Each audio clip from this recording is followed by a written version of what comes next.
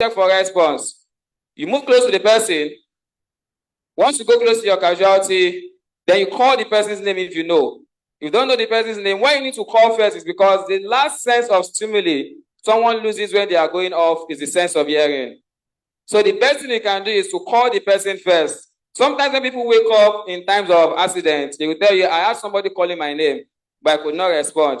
That's because they can still respond to the stimuli of what? Hearing. So when you call their name, you shout into their ear so they can hear you properly to see if they can respond to you. If they are not responding, you are allowed to tap their shoulders. Hello? Hello, can you hear me? Even if you don't know the person's name, a simple hello will do. So you go to the person. While you are tapping, you are still what? Calling to see if the person can respond. Now, responding does not really mean the person has to tell you, yes, I'm listening to you. No. The person can really just nod their head, their eyes moving, giving you signs that, yes, they can respond to you. But they might not be able to talk. That is still what? Response. Now, let us assume there's no sign of response, because in the case of cardiac arrest, there will not be sign of response. What do? You open the airway. How do we keep our airways open? Now, please, can we all sit? Let us do a practical demonstration. Let us bend our head down this way. Let's try to breathe out with our mouth. Now, let us get it up. Let us breathe out with our mouth. Which is more convenient? Up. That is how they keep the airway open. So gently tilt the person's airway head, your hand closer to the head, place it on the forehead, while the other hand, 2 fingers under the jaw. Then you gently tilt up. You leave it that way. Thank you, ma.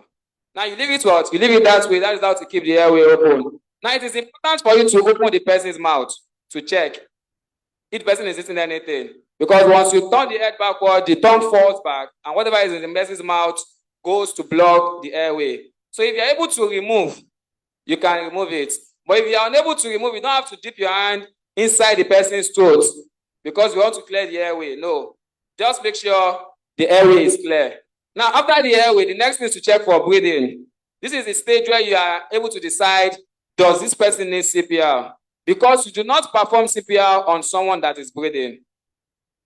If you should perform CPR on someone that is breathing, you will send the person back to where the person is coming from.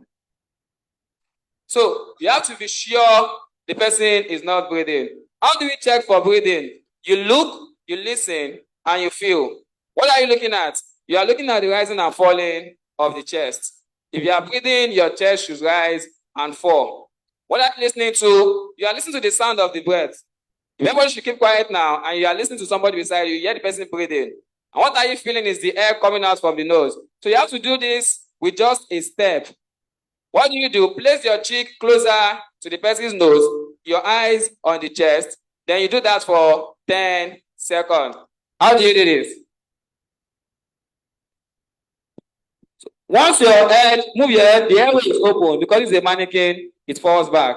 But in real life, the air will definitely still be up. So you make sure the airway is still open. Now, once you go closer, place your cheek closer to the person's nostrils, and you count for 10 seconds. So we are going to count together now. When I say 1, you respond by saying 100. Can we do that, please? So let's go together. 1, 2, 3, 4, 5, 6, 7, 8, 9, 10,